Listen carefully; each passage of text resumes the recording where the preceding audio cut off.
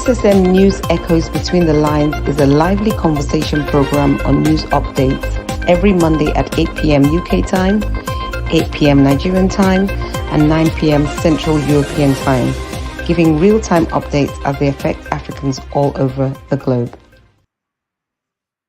Hello, viewers around the world. It's a beautiful day out here in Milan, Italy. My name is Mark Godwin Iweajunwa, and I'm here on our Monday update program, Between the Lines. Between the Lines is a production of SSM. It's to keep you updated, featuring top news analysis, deciphering world events, and we are here to do the same. I have my colleagues in different parts of the world. In Lagos, Nigeria is our big brother, Ogbeni Olayinkaraji. You're welcome to Between the Lines. Good evening, my job, and good evening, viewers across the world. Welcome to our Between the Lines program on Mondays. Yes, you look like you've just had a wonderful week of Ileya and the Eid al-Kabir holiday and all of that. How was it, yes, brother? I just came back from the village. It was refreshing. It was a Nice. refreshing difference, seeing family members and coming together for a social gathering. Nice. That was good. Okay, joining us, Raji, is also our brothers, our men, our coordinators. Far away, Toronto, Canada, is the big man, Sajo Chukwu. You're welcome to Between the Lines, Monday, 24th June. Good afternoon, Massive Mark from Toronto, Canada, and viewers from around the world. And I say good afternoon, Olayinkaraji, all the way from Nigeria. So it's going to be good evening over there right now. So Yes, viewers, we want to welcome you to our show today. It's going to be a fantastic one. Stay tuned with us. Stay tuned with us. Now, this is all bones. We need some flesh to add to this. I mean, you can't have this without one diva in our midst. All right, guys. So, in far away London, UK, it's our diva, Fiona Akanu. You're welcome to Between the Lines. Good evening, everybody. Good evening, viewers around the world. It's lovely to be here. It's lovely to be here. It's good to see you. Like were you in a banquet or something? No. No. Okay, gentlemen, lady. A lot has been happening. But let's take it one by one. What we'll do is skip some of this news that we need. Probably our friend and coordinator from Russia. Let's come to something that happened during the weekend. This is off the radar now. There was a beautiful program in Toronto, Canada, and I was part of it because SSM did the live coverage. Now, it went real viral because people are curious. So, George, tell us, what was that thing happening in Canada during the weekend? Well, this last weekend we call it the Biafran War Memorial Event, just like the Holocaust that happened with the Jews. They still commemorate those that died, during the war. And in the same spirit, Canada, Igbo Canadian Community Association in Canada, they have been observing this since 1971. Okay. And we that are the current leaders in this organization, we decided to make sure that it is kept alive. Okay. So that's what happened. Now, a lot of people were even asking questions when they hear the Biafra there. They always assume that this has to do with IPOB, but it has nothing to do with IPOB whatsoever. It is just a memorial event that we put together to remember the 3 million people that died during the Nigerian Biafran War. And most of those people died as a result of the weapon of hunger that was perpetrated against the nation in order for them to be defeated. So those are the things that we do. We have no affiliation whatsoever with what IPOB does or with their narratives or whatever. This is an independent organization. All Igbos are involved, but we have decided that we will not forget those that died. As much as Nigeria as a whole wants to silence the whole entire thing and let none of the children know anything about the history, we will do it here because it's a memorial event and it is worthwhile and we're doing it very well. George, That was very insightful. Fiona Okay. and Raji, do you guys have I know some of your Fiona said she was there too. She was watching. Do you have questions on that? Because, like I said, people are curious. We're in a time when facts are being mixed up. People are mumbling up informations in the wrong way and creating confusion for themselves. So, like George just did now, it's beautiful. Fiona, what will you say about this? I think for me, the biggest surprise was the fact that it's been going on since 1971. I was actually quite impressed because I did actually watch. I've actually discussed it with Sir George. I actually did watch the program of events, and I was actually surprised that it had been going on that length of time. In terms of confusion about what happened, for a person like me, there isn't really much confusion about what happened because I was fortunate to be the child of someone who survived Biafra, and I've heard many personal tales about what happened. So I'm not really confused about that. It's good that we're highlighting the fact that this is nothing to do with IPOB, because I think that when people hear the word Biafra, people immediately think, oh my goodness, these people, oh, they're extremists, all this sort of thing. So I think it's very important that making it the clear difference between what was happening there in Canada and what IPOB stands for. I think it's important to make a clear distinction. So I'm really glad that Sir George and his team are actually making it quite clear. That's good. Thank you. Reggie, yes, you experienced the war in another form, and don't you think it's ideal that we have a day set aside, not as a tribe now, but as a national day set aside, because we're part of the Nigeria now. Then a day set aside to commemorate these soldiers, these people, this tribe, this part of Nigeria. Raji? I really go with what Lady Fiona just said, that there's a clear distinction between the Biafra and IPOB, and that distinction is very, very clear. I'm a man of history, and I'm very, very interested in the history of the events that led to the unfortunate, unnecessary civil war. I always say that it is unnecessary and it was preventable, but egos were rife, emotions were too rife, and a lot of evil was done to the people of the Southeast. A lot of evil was done to them. A lot of evil was done to the Yes, people of the a lot of Southeast. evil. So I'll be very, very happy if that history is made very, very clear. Okay. I heard Sir George mention something about using hunger or starvation as a tool of war. I don't think that history is very, very correct. I would not want to start splitting hairs, but I remember that when I read the details of that thing, it became clear to me that something had to be done, because first, the East was seriously unprepared for the war, and everything was done against them even surviving. But surprisingly, they kept on surviving month after month, year after year, and the war became contract for a period of 3 years. At a point, that war had to stop, just like the war happening in Ukraine. That war had to stop so that they would limit the suffering of the people, especially the civilians and the youth and the children, who were caught between unnecessary ego of adults who could not control themselves. I think that history has to be made clear.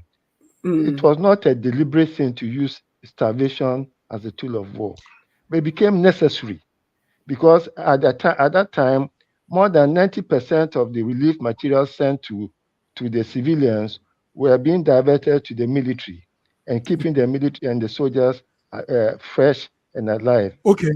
You know what, George? George Yes. has a plan. George has a program coming to Talking Drums. Okay. And yes. And he's going to be is a place where we're going to drum beat the truth about every situation. About everything. Yes. So what I want to do is, I I understand where you're coming from, that it might not have been. This is what you were hearing, but I will find that article where Awolowo specifically said that this is what we are going to do to make sure that they don't get any food, that's the only way to stifle and to destroy them. I will find that article, and he came in your own time. I don't want to waste that time on this particular program now. I want everybody to be joining us on July 15th. That's when the show is coming. July 15th, we're gonna come back with talking drums. I'm talking drums, the drum beat of the truth. We don't hide nothing. We leave no stones unturned. We tell it like it is and tell you our mind, our personal opinion also. So thank you, everybody. Thank you. I'll be very, very glad if you could invite me on that program. No problem. We will. Yes. No problem. All right, guys, let's move on. Let's move on. Nice one. Viewers, you're tuned into SSM Between the Lines Monday. And something is happening, Raji. Last time we were talking about it, I think a follow-up should be done today. It's now in Ogun State. And what is it? Cholera. Cholera is spreading, Raji. What do you have on that story? What we have from our studio is that 2 people are dead right now in Ogun State. That's southwest of Nigeria. And there are about 25 cases from different local governments. Now, take note that Lagos was recording about 22 deaths as of last week, but today it is now 35 deaths, Lagos, and 500 and something suspected cases. Now, because of this outbreak of cholera, the Federal Ministry of Environment in Nigeria is telling people to avoid drinking locally prepared drinks like Fura Dununu. There's a drink called Fura Dununu. There's a drink called Zobo. There's a drink called Kunu. There's Cocoa. Actually, it has been traced to tiger nut drinks. Yes, tiger nut. Tiger nuts. Okay. Okay. I think Kunu and Zobo, their preparation go to a lot of heating, of heating up, warming, but not with the tiger nut. Tiger nut is done and then it is frozen. If you don't freeze it fast enough, it's likely to be contaminated. So I think they trace the source to tiger nut drinks. Fiona? Yeah. So, I think, of course, our condolences go to all the people who have lost their lives, because it can be quite a rapid degeneration when you contract cholera. So, I mean, and obviously for people who are, immunocompromised, the elderly, people that are really young, this is obviously quite dangerous. When we spoke about it at first, it was kind of like, oh, well, it's not really that serious. I think anything that is happening in Nigeria that's contagious is serious, because there's so many of us, and some of us live in conditions that are quite close together, quite closely knit, quite, we're literally on top of each other all the time. I think that's really important. I want to applaud the Ogun State government for the efforts that they're making to kind of contain it. I think I understand that the two confirmed people in Ogun State, they actually have traced them back to having coming from Lagos recently. But the thing that I was quite impressed with was that the health minister has said that, might not be the health minister, maybe somebody in charge of health in Ogun State has said that healthcare is going to be free at the point of need for anybody who is reporting at the hospitals with these symptoms. Now, in theory, this is fantastic. That's how a system should work. I really, I want to applaud them, but I want to encourage the powers that be to make sure that they're making sure that people are able to access this treatment free of charge. And to also encourage people that are unwell to get it. They've supplied kits to the local healthcare providers, et cetera. So the testing should be done quite quickly. I want to just appeal to the healthcare providers to not use this as a means to raise money, make money, make all these things that we are, we can be involved in. That's the appeal, because this is something quite serious. So this is something quite serious. Viewers, thank you, Fiona. Serious cholera in Lagos. Now it's in Ogun State. People are dying. They are telling us to please avoid. All safety measures should be put in place. And the drink. Now, Raji has said it is. What was that drink, Raji? What's the Tiger drink? nut, tiger nut drink, Tiger nut. tiger nut. But what we got this evening from direct from Federal Ministry of Environment is that Kunu, Zobo, Fradinono, Cocoa are all to be avoided for now if you can. George, are you following that story?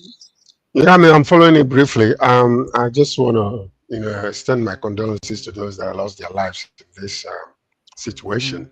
And I believe that the government is doing the best they can to stop it, actually. During the days of the pandemic, when COVID-19 came, I saw what Nigeria did, and also during the other event that they say came from Africa, from monkeys, that was happening in Liberia. Monkey, Yes. So yeah, we saw how tight Nigeria held the whole entire place and was able to prevent, the spreading of such diseases. So, and even with what do you call it? The one which other sexual AIDS and all those things. As much as maybe a lot of them might have died and they blame it on their uncle, like the traditional Nigerian way. It's possible that quite a few number of our men and women, died. They blame the uncle or the aunt or the village other thing I heard the other day. That's some right. very strange thing That's about village people. That's it. Yeah. So. But anyway, we want to extend our condolences to those and warn everybody. Since you're already aware of this, spread the news among your relatives. To be careful, clean things the way it's supposed to do. Even if you have to spend a little extra money to buy a better water for now, please do, because if you're whatever pennies that you're saving could become something that can become catastrophic if cholera comes, and then you're going to spend a lot of money in the hospital and all that kind of stuff. So prevention is better than cure. So please, Nigeria, beware. Prevention is better than cure. Viewers, are you listening to us here? We are with you in that situation, but we want you to please bring all measures to prevent this from spreading more. We're not happy it's now in Ogun State, but we could still prevent as much as we can. Thank you, guys. Thank you. Let's come to other stories. There's a small breaking news here. That we all know Dangote. Nigeria is known for crude oil and the production and all that. Now, Dangote came out last night and said that IOC, I hope you know IOC, that's the international, the agency that administers oil production, crude oil production. The IOC is trying to sabotage crude oil supply in Nigeria. Dangote is making that whistle, that scream. Guys, I don't know if you all following this story. He said about 655 barrels of oil that is being produced daily. There's a plan to make sure that doesn't work. There's a plan to make sure IOC, International Organization for Petroleum and all that, is trying to stop that production at that level of production, the 650,000 barrels per day. So what that means is he's blowing this whistle because it will affect us eventually. It will affect a lot of things. It will affect Nigerians. It will affect people, Africa too. So, guys, I don't know what you have on this, but this is what Dangote is bringing our awareness to. IOC is frustrating the rollout of petrol production. Raji, do you have that story? Can I ask a question? Okay. Raji, go ahead. Okay. Now, you see, when I heard that some oil companies are leaving Nigeria, I looked at the oil companies that have been in Nigeria since 1956. And I Googled and found out that Shell, Mobil, Chevron, Total all have refineries. This group of companies have been operating in Nigeria, and none of them have any refinery in Nigeria. So all that they are doing is to extract our oil and not do any development in the country and devastate our environment without paying any compensations.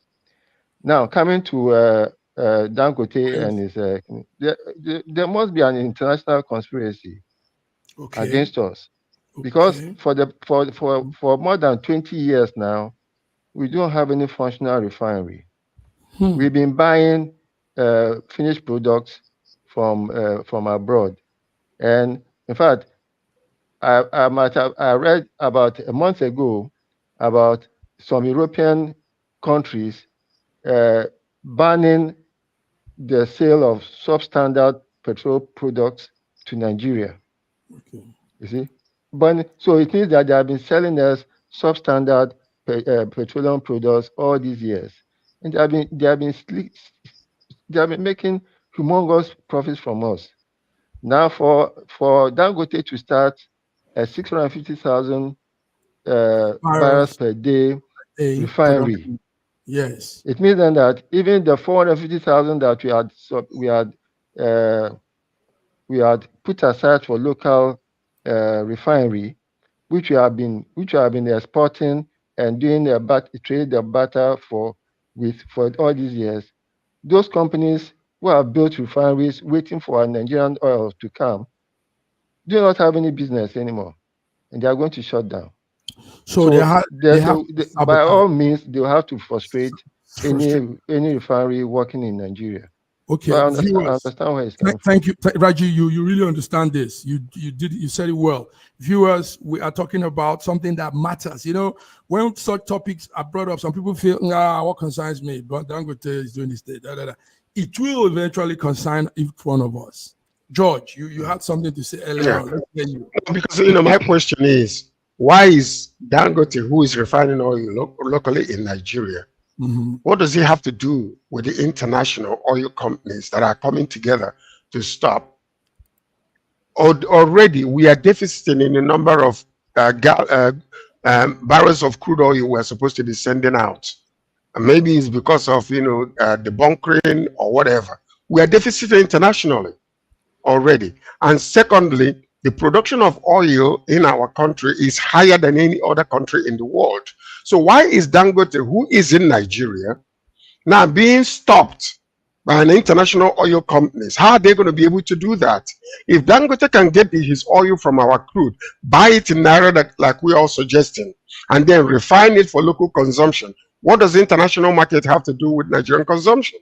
So what I don't understand how that is working. Number one is, we can locally decide to sell our oil to our own local refinery, which is Dangote right now, and then sell it back to the people in Naira. And then, so I don't understand how the system will. Yeah, go ahead, please. What they are doing is they are deliberately frustrating the refinery efforts to buy local crude. And how they are doing that is they are jacking up the premium price above the market price. Did you understand? So putting up the premium price above the normal market price frustrates his production. My question again is, if Nigeria invested in Dangote's refinery, you know that, don't you? They put a lot of money towards the building of that refinery. You know that, don't you? And the $3 million, the 3 million or whatever amount of money that he borrowed from the central bank is still in question. He's been trying to reach out to Tinubu to quiet him, to quiet the whole entire thing down. So what I don't understand is, why can't we control everything internally? The oil belongs to Nigeria. The refinery is Nigerian. Why can't we now sell directly to the man, and then refinery also in Naira and sell it in Naira? I don't understand how external companies will come and frustrate our local refinery, which the Nigerian government is part of the investment.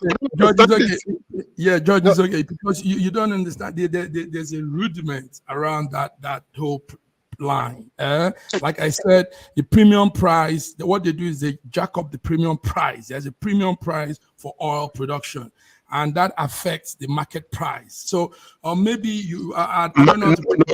You don't get it. Excuse me, hold on. I understand what you said. Pay attention. In the United States of America, when the oil prices are going up, they decide to increase from their reserve, and it stabilizes oil prices in the US. You know that, don't you? Oh, okay, yes, I had that. Yeah, they do that, though they belong to OPEC. Okay. But locally, what they do, when the prices start going so high, they will increase their local oil that they refine locally.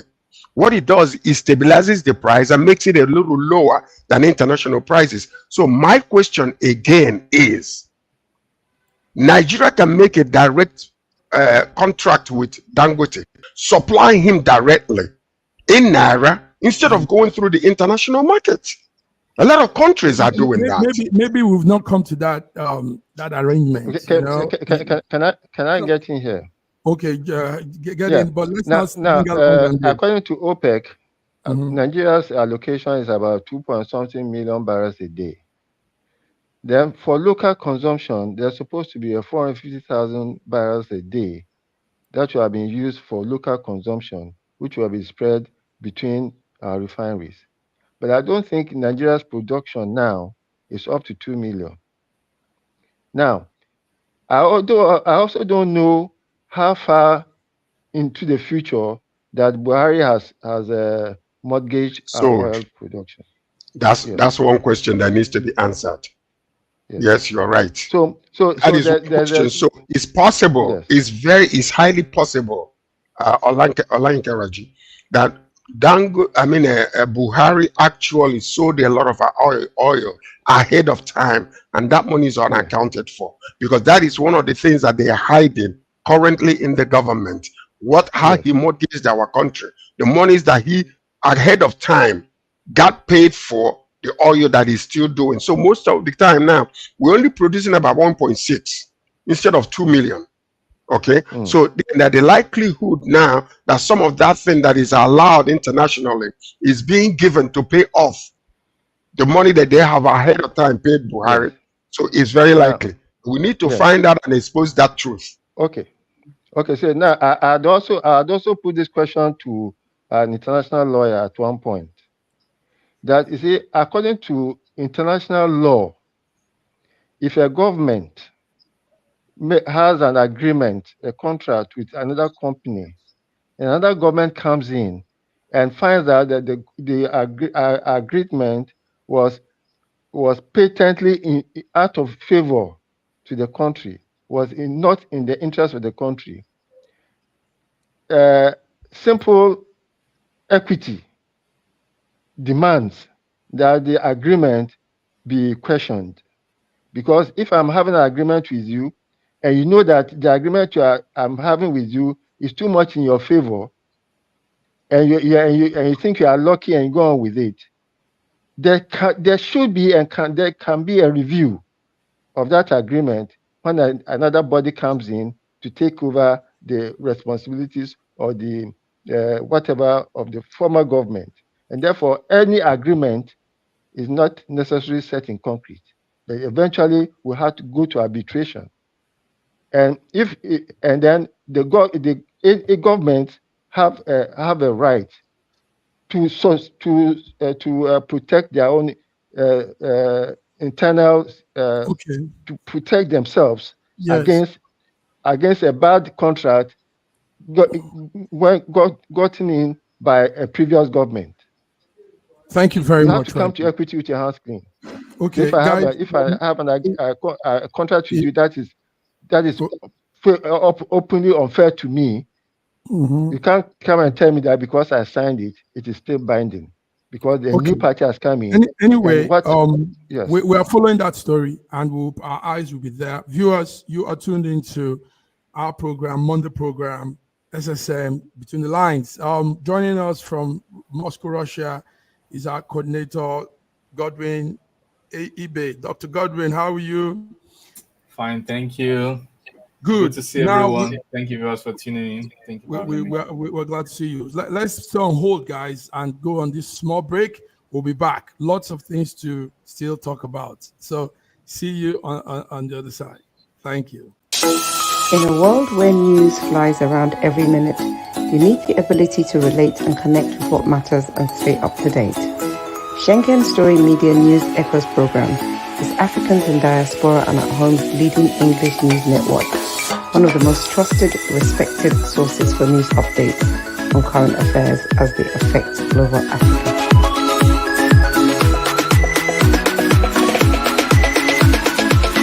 Motivate your new week. Fuel your success.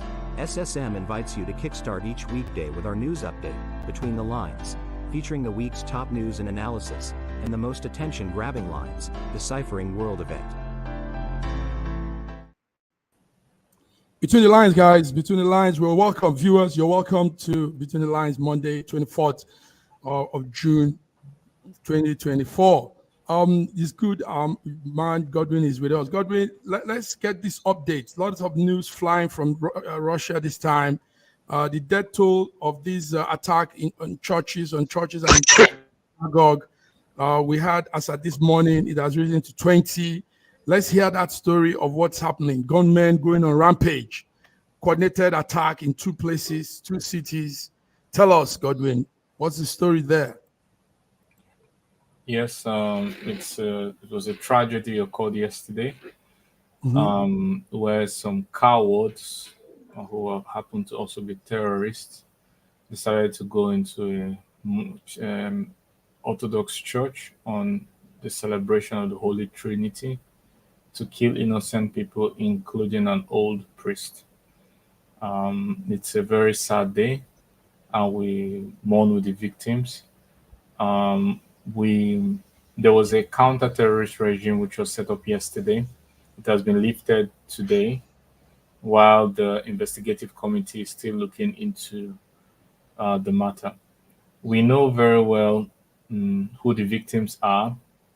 We can guess who the client is, but we still have to establish the customer, because in cases like this, the client may not always be the customer, and the victims are not always the client. They are trying to look into the case, where the funding was, who made the order. But one thing we can all get clear from this is that they're all cowards. They're all cowards. They're all terrorists, and no matter what they hide behind, whether it's religion, nationalist sentiments, they all have one single goal, and that's to kill as many innocent lives as possible, and especially the weak and those that do not have protection. So it's a sad day, and we are still looking into it. Okay, Godwin, we got this update also that one of Putin's, I think, secretary in the United Party, it's Putin's party in that part of the country, he has his 2 sons partake in this raid. Is that true? Mangomed or Mariv? I don't know. Magomed, this is the MMA fighter from Dagestan. Yes, there are reports that the 2 of his sons, 2 of the terrorists, not his sons, 2 of the terrorists were schooled in his father's school. That's the MMA fighter. He has an academy for mixed martial arts. Okay. And but I think Magomed has come out to condemn and to show his condolences to the victims. I don't know if he outrightly condemned it, but I know he's expressed condolence. Some people said his statement was slippery, but I think considering the ties to his father or whatever, I really don't know what's going on there. I think with time he will be more clear with his statement, but not that it's like Putin's friend or something like that. He's a well-known fighter who beat McGregor. What's his name again? Irish guy who is very popular. And he's a member of the party. Is it Tyson Fury? Fury? No. It's this popular Irish popular MMA fighter that Magomed beat. Oh, okay. Yes. Okay. Thank you very much, Godwin. I don't know if anybody have any question on that. I think we can move on. Yeah, I do. Okay. I want my special condolences to the people that lost their lives here. We don't want to hear about such tragedy and such death. It's so bad. But my question is, the way they were putting it on the news, it seemed as if that this thing was against Christians and Jews. Do you get that sense in? Because this is what is being reported, that it was orchestrated possibly by the Muslim people against the Jews and the Christians because of the targets and how systematic it was. What do you have to say about that? It's actually a very good question. Russia is a country, a multinational, multi-ethnic, multi-religious country. It's a true federation. Regions have the right to choose their language, their religion, their way of life in particular regions. And we all live together in one federation. That's why it's called the Russian Federation. It's a true federalist country. So they even have their own police. They have their own things. Some things are allowed there that may not be allowed in other regions.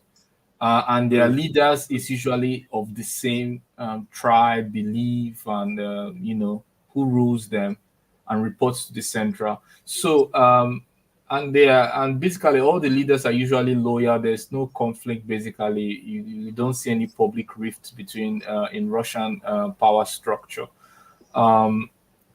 But obviously, the terrorists are cowards. Like I said, they are hiding behind this religious sentiment. They try to sow rift.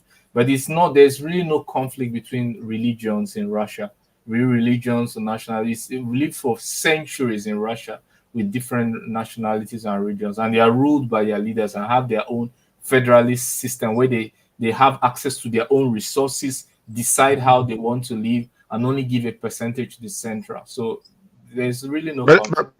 Okay, in spite of that, whenever something like this happens, there's always a message and there's always a reason behind it. And most of the time we might not know it at the very beginning, but the type of attack and the way that it was orchestrated and put together is looking this way.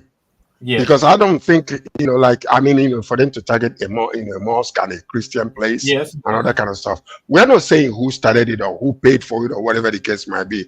Through investigation, maybe the truth will come out, if you don't start blaming America again, but anyway, I just don't want, I just want to make sure, because there is a message being sent.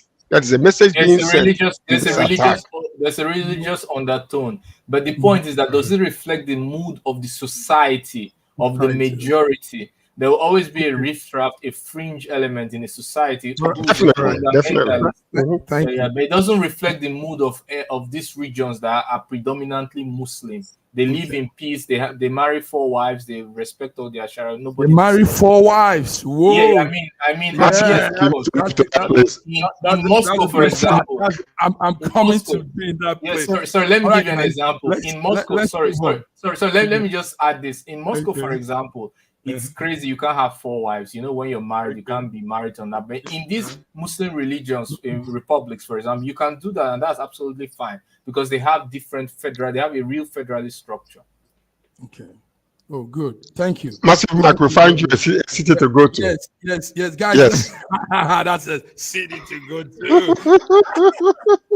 All right, viewers, you're still tuned to our program, Between the Lines Monday. Guys, let's come to an issue that is also burning in Nigeria. It's serious, and that is the proliferation of arms and ammunition is becoming a critical thing. I'm trying to bring out the video here. People are moving arms and weapons, and it's getting out of control now. Today, we saw a woman from Kasala. Let's see this video. Stay one house.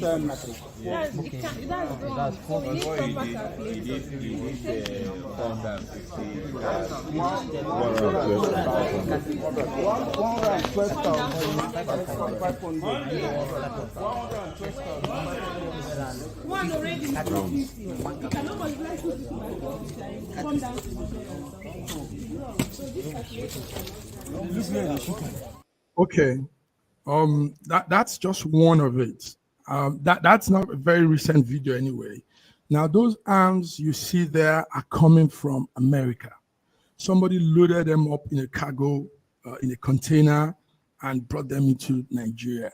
And we know that this is the root of all the insurgency, unknown gunmen, bandits, all these things, miscreants we have in our society. This is their source of power. Once they have this thing on them, They feel like they own the world. So, gentlemen, let's talk. George, I see you open your mouth. Well, I'll start with the lady. Diva Fiona, how do you feel when people have access to bringing arms like this, guns and ammunition? I mean, if somebody brought in arms and ammunition like that in that kind of volume, I presume that it's something that went through customs. I mean, it didn't just drop in Nigeria from somewhere. It came through a channel, right? So, I mean, so there's obviously a case to answer there. That there's been an underground dealing in arms in Nigeria for years and years is not news. Do we all know people that carry a gun or two? Absolutely, because people kind of feel, well, they're not safe, so they should have a gun at home and everything. So this is quite a common thing. I mean, I don't know, in Lagos in particular, and I'm sure it happens a lot in the East, that people have guns. So obviously the concern is that obviously when this when in this kind of volume, bandits and, as you said, unknown gunmen get access to, but we realize that unknown gunmen are not just people that are just, they're being funded by a structure, a very wealthy structure. It's not I'm not funding it, you know what I mean? It's not, you're not funding it. So it's being funded by a structure, and that structure is the same structure that has brought those. So it's not, so for me, I think it's almost quite self-explanatory that there will be this, because it's the money that brings the guns. It's the money that supports the terrorists, unknown gunmen, etc., etc. It's the money that supports all that. It's not just a lowly guy in his shed thinking about you. It's not. It's clearly a structure. So for me, I just think that it's like a cycle. So I don't think. So my own personal, I'm not surprised. I'm not. It's unfortunate, but it is what it is. This is what it is. Thank you, Fiona. Being a lady and talking like this shows you really understand. George and Godwin, that seizure you see there was done in the terminal in Port Harcourt, and that was what happened. Now we talk about guns. Yes, people can have guns, but these guns are not licensed. They're not registered. They're not. I mean, people just have them have them in their homes and around. Somehow that doesn't, safety is not the talk. George, let me hear you. What do you think about this? Well, I mean, what can we say about that? That's only 1% of the guns that they have in Nigeria. When you really think about it, who are the ones funding these terrorists, are giving them ammunitions that even Russia is not using against Ukraine, as sophisticated as that war is? But these people are carrying weapons that, that is not even being allowed in some of the war fronts, and they're bringing it into our country. And most of these, when our local police officer or military encounters these terrorists, they have more superior weapons than those local forces. So what would you say about that? What would you call them? Where are the guns coming from? So this is just something that happened. I guess indeed it's bad. They found out. But what are the ones that we can't even find out? What about the weapons that might be sent? These people that are going over there and negotiating with them, the terrorists, the Boko Haram and the rest of them. How do we know? Where are they getting the money to get all these weapons from? So this is just part of it. It's part of our problem. But our bigger problem is what's happening in the north today. And some of these animal rearers that are carrying cattle all over the place, who feel that animals are more important and more valuable than humans. This is what we're seeing over there. This is what we're seeing. Godwin, also added to that, today we had a situation where a woman was caught with bullets, lots of it. Gun bullets, lots of it. And she openly said, she was speaking in Hausa. She said she's a smuggler for the notorious gang in the north. What the people they call, you all know those names, they call them. Let's see the video. Let me not talk about it.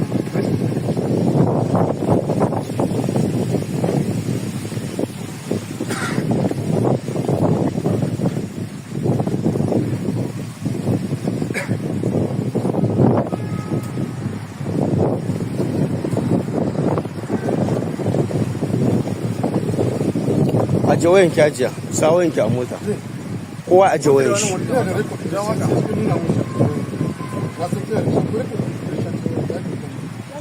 Zaki aje wayan, zaki aje kowa aje wayan shi. Kowa aje wayan shi tukunna. Okay, let me. Anyway, what you have there is now we can talk. Godwin, this is it. We have this whole big movement of guns and arms and everything, and it's happening in a country where you all know no regulation, nothing, no control. I mean, this could blow up to our faces because there are no arranged plan on all of this. I remember my father being an ex-army man. At the point, they all had to register their guns, you know, but we don't have that now. So what do you think could be the, what are we facing, Godwin? What's your take on this? What would I say? The guns I'm seeing that they look like AK-47s. Yes. If my guess is right, then we can say so many countries produce AK-47. So many, and but they originally developed in the Soviet Union. The technology is now widespread, produced by Eastern European countries, and even the US, China. Everyone kind of makes a version of AK-47, but they are now more advanced guns. It's just that it's gas chambered and it's relatively versatile to produce, it seems, considering the many countries that produce and the availability of spare parts. Now, so it doesn't. I wouldn't want to wrongly accuse the United States of that. We have to be honest and factual when we make claims, whether we like the particular side or we don't like them. We have to be factual. AK-47 produced by lots of countries, originated in the Soviet Union. But what we know is that Russia has no interest in supplying arms to Africa through illegal channels. They have official channels to do that, and there's a high demand for them. Then they're number 2 in terms of global arms trade. Also, the problem with weapons in developing or third world countries is power vacuum and lack of auditing. So when there's lack of auditing, you have a lot of unlicensed arms. It's a very big problem because you cannot trace crimes easily. And then the second thing is when there's power vacuum in the country. Power vacuum takes many forms. And in Russia, for example, power vacuum isn't a thing we like in Russia. Many countries tolerate this power vacuum. For example, United States have toyed with power vacuum, for example, training ICs or indirectly sponsoring Hamas, for example, when they were still not really organized as they are today. Russia doesn't tend to do that. They work more. For example, there's a difference between military contractors, private military contractors, and mercenaries, for example. Yes. Let's not go off this whole talk. You're doing good. No. I'm trying to explain. You're cutting me short. I'm not going off. I'm trying to say. No, don't worry, my man. You will come to this. Because there are still some other things to talk about. I don't want us to leave the Nigerian context in this discussion. So, but let's move on because Raji has just come in. Raji was saying something earlier, and but the lines, the network went off. So, but he's back. Raji, it's good to have you. Sorry, back. why aren't you letting me finish what I have to say about? Because you're taking us off completely. And, no, I'm not going off. I'm saying in Nigeria, it's connected to Nigeria. You're making an assumption without letting me finish. I'm saying that in Nigeria, where there's a power vacuum, first of all, there's illegal auditing. Secondly, there's a power vacuum in terms of national operators of security agencies and local operators. We have so many types of security networks which do not answer to a federal structure. So this power vacuum is one of the things that we in Russia don't play with, but some geopolitical powers play with that. That's why they can supply these arms to mercenaries as against military contractors or armed forces or state actors. It's very, very important, both for production and distribution. So please don't cut me short until you understand what I have to say. But what you're saying, is it relating to somebody like Asari Dokubo in Nigeria? That yes, of course. military How he gets unit. access. There are countries that don't like to play with mercenaries. because mercenaries answer, they are not loyal. They don't have a particular ideology. They answer to the payer, to the customer. The next customer that pays 2,000, the next one pays 2,500. They change, they switch. They don't have main ideology or loyalty to it. They don't. There's power vacuum. No, but you won't use one case to cover all. It differs when it comes to. No. There are so many examples. I gave examples. I gave at least 2 examples. Okay. All right. Let's not linger long on this. It's okay. There's a situation also brewing. As of this evening, we just got the update too. Nigeria is there is this thing called you all know that it's the consumers credit style. Ours has increased. That is, individuals are borrowing to stay alive, and it's creating a heightened inflation in the country. So federal government said our debt, our consumers credit has jumped this evening, 3.9 billion naira. And CBN is reporting that this will cause a lot of havoc in the future. Raji, this is why I want you to come in, because you've always said something on this. Consumers' credit has jumped. Yes. What will you say? People are borrowing to stay alive. People are borrowing more instead of working or getting paid for service and commodity. Let's hear you, Raji. So, did you say billion or trillion? It's trillion that I got this year. It's trillions. It's trillion, yes. So, almost every Nigerian is a debtor. Oh, because there's no how much are you going to get from your salary or anything to chase 8 pieces of pepper for 500 naira? Oh. How many?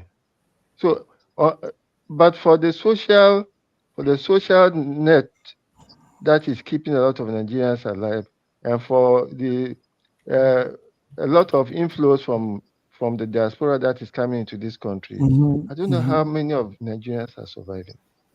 I was home for Ilea. After you have been able to buy your meat or your cow or your whatever, you still have the challenge of buying the ingredients.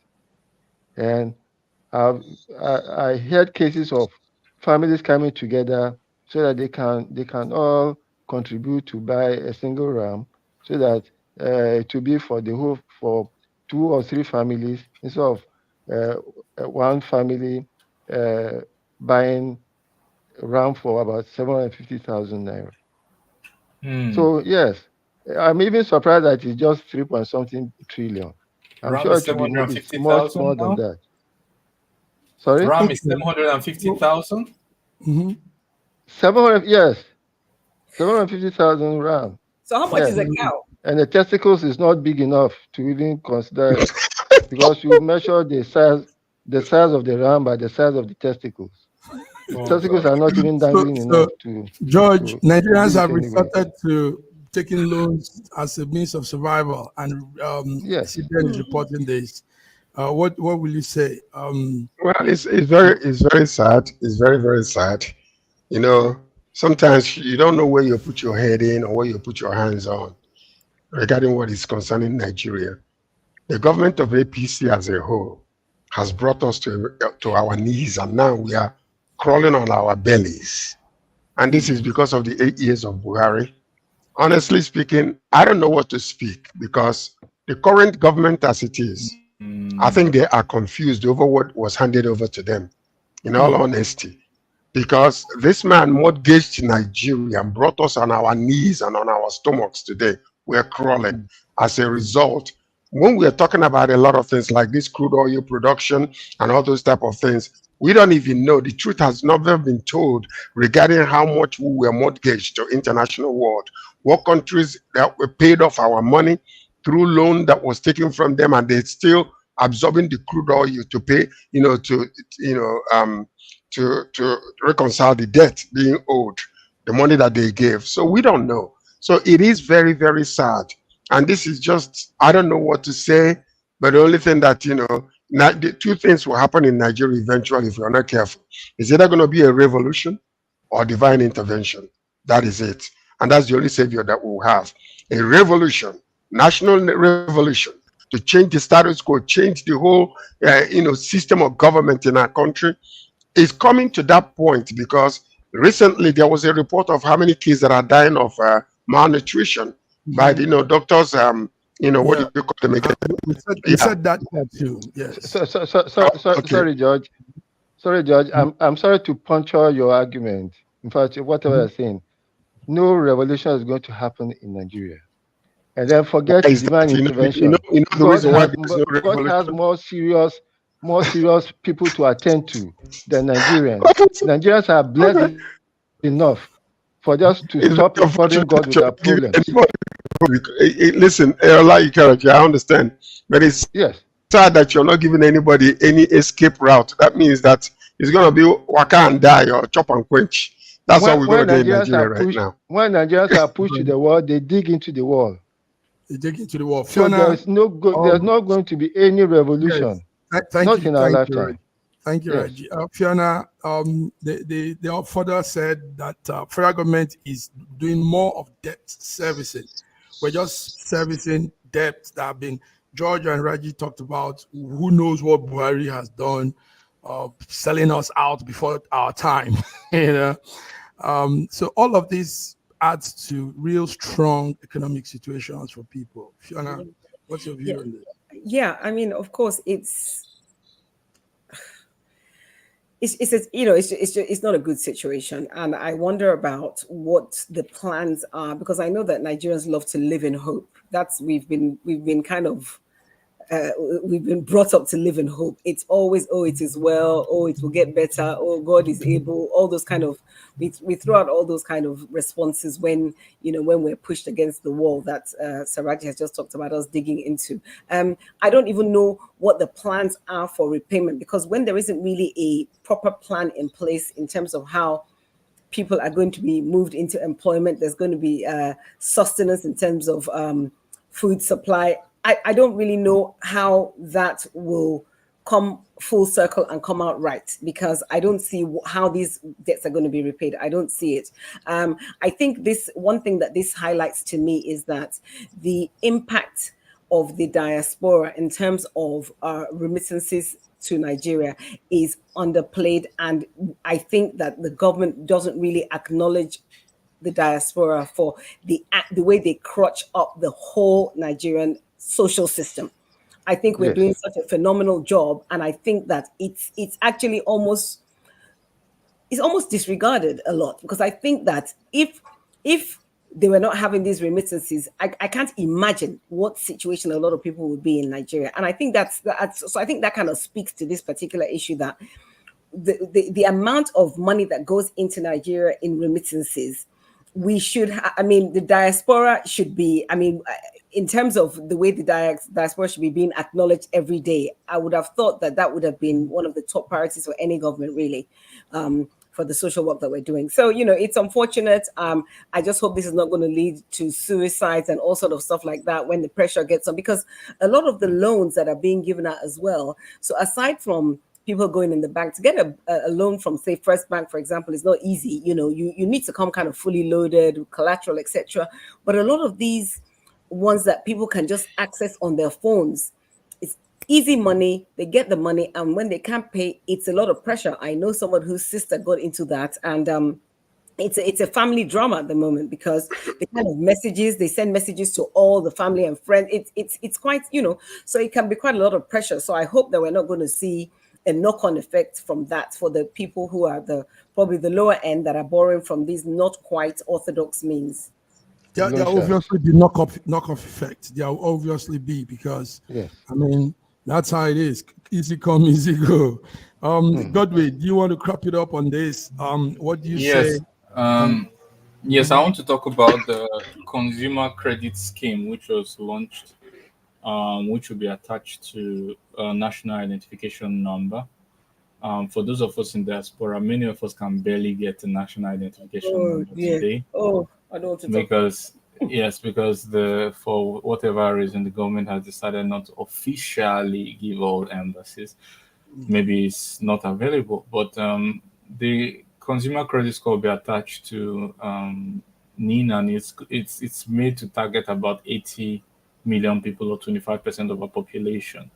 Now, in the PwC rating that was released recently, I think it's interesting to see that Nigeria rose up in some places, some points, but generally we are not in the top emerging 7 markets as we should be.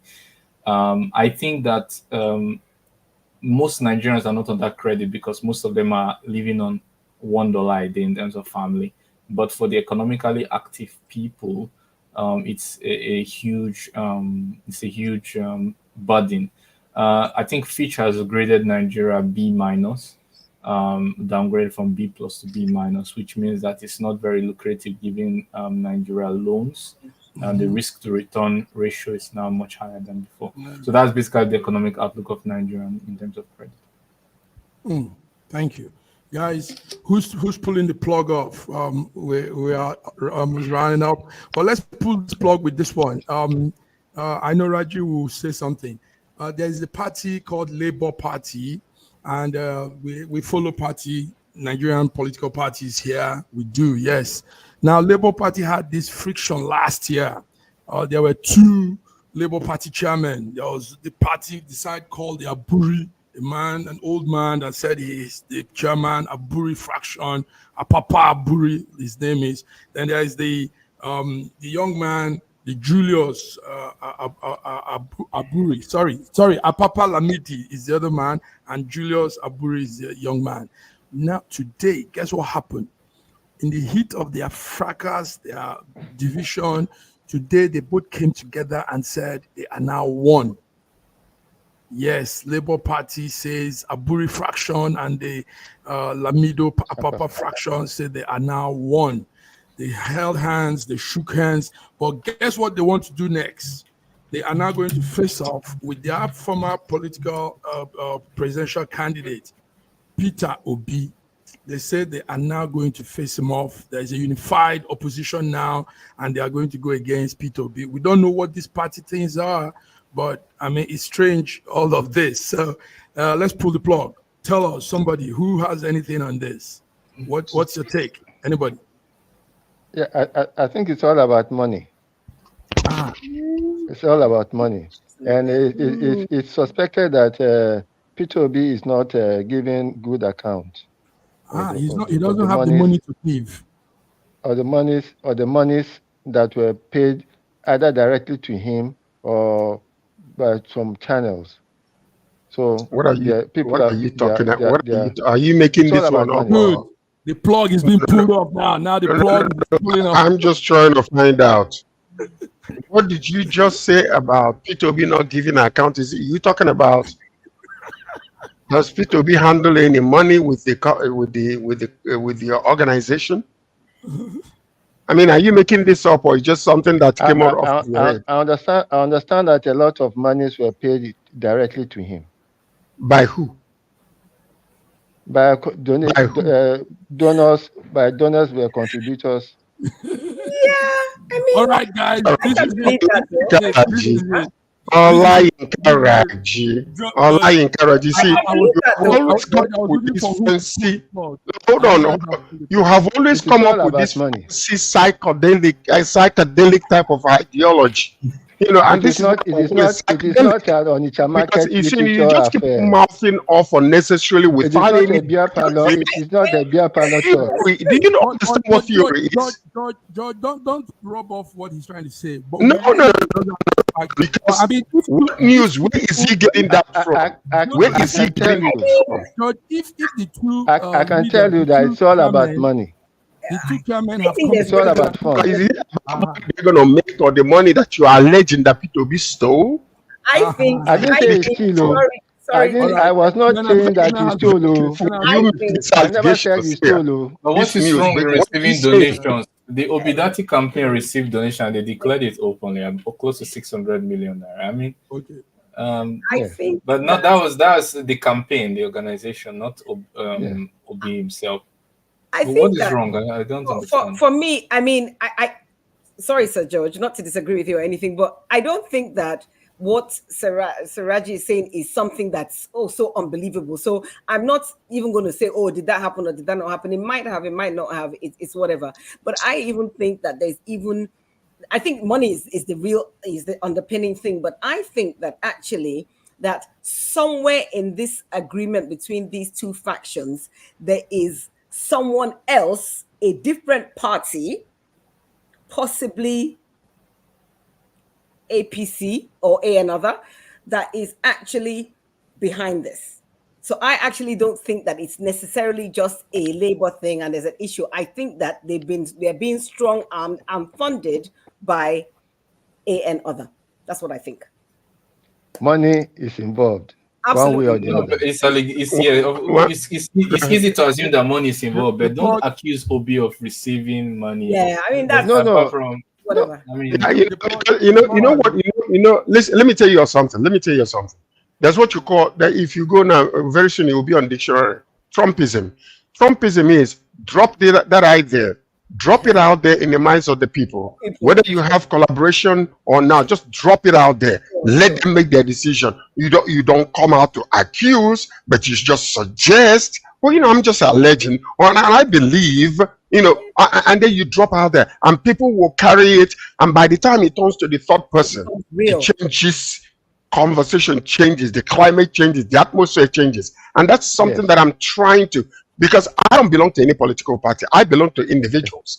I vote people. I don't vote party. That's who I am. And personally, I've known Peter Obi since I was a little boy. We all went to the same schools together from, all the way. I know that man. So any accusation of such should not even come close to him. Number one, he's too loaded for that kind of nonsense to mess up his image. I did politics with him. I did. I traveled with them extensively.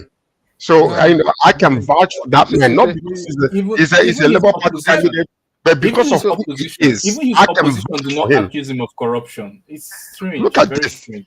Even his opposition do not accuse him of corruption. Let's find out. So what we do as a team, we'll find out the root cause. Get into why. That's a very, very dangerous practice. And they want to go against their own presidential candidate. Neither Tinubu, neither Atiku. No one has accused Obi of corruption. There is money involved. Thank you. You see how they do it. You see how they do it. Can I say something to you? Can I say something to you? Most of the thoughts that we have in our head is not our own. It is also just coming from outside. And that's how you do. You drop a thought. And then you back off and let them carry it and go with it. And because bad news sells, by the time it turns to the third or the fourth person, the whole conversation has already changed. Oh, Obi stole about 10 billion from the I never said, I didn't say he stole. You suggested it. You suggested it. That suggestion came from your own mind. It's okay. We know he just said that and he didn't really mean that. So this is it, guys. We've come between the lines Monday, 24th of June. Thank you, Fiona, UK, London, UK. Thank you, Dr. Godwin, Moscow, Russia, and our man in Lagos, Nigeria, Dr. Ogbeni Olari Raji. Thank you, George. So until we come again on Wednesday, let's keep the pace. Go find out. Raji, go find out what is happening. I'll do. I'm interested. I want to clear up this name. Yeah, let's clear up this name. Go ahead. Clear this name. Bye-bye, guys. Don't go yet, George. Don't go yet.